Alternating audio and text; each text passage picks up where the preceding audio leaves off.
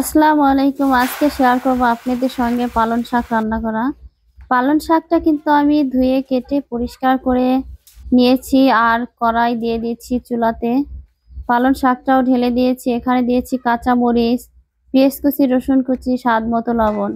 এখন কিন্তু ঢাকা দিয়ে দেব। এই রান্নাটা কিন্তু খুবই সহজ, কিন্তু এই শীতের সবজি হিসেবে পালং শাকটা কিন্তু খুবই মজাদার আর খেতে খুবই ভালো লাগে। যেভাবে রান্না করা যায় সেভাবেই কিন্তু স্বাদটা অনেক বেশি হয়। এজন্য আজকে আমি এভাবেই পালং শাক রান্না করব। এই যে পালং শাকটা কিন্তু দেখেন ভাপে সেদ্ধ হয়ে কমে গেছে। আর পানি যদি বেশি পরিমাণে হয়ে যায় তখন কিন্তু ঝালিতে ঢেলে পানিটা ঝরিয়ে নিলে অনেক সুন্দর হবে। আরো আমি কিন্তু তাই করেছি। এখানে চুলাতে কড়াই দিয়ে আমি কিন্তু পেঁয়াজ কুচি, রসুন কুচি দিয়ে দিয়েছি। আর এটাকে কিন্তু ব্রাউন কালার করে ভেজে নেব। ব্রাউন কালার করে ভাজা হয়ে গেলে কিন্তু শাকটা এখানে আমি ঢেলে দিব।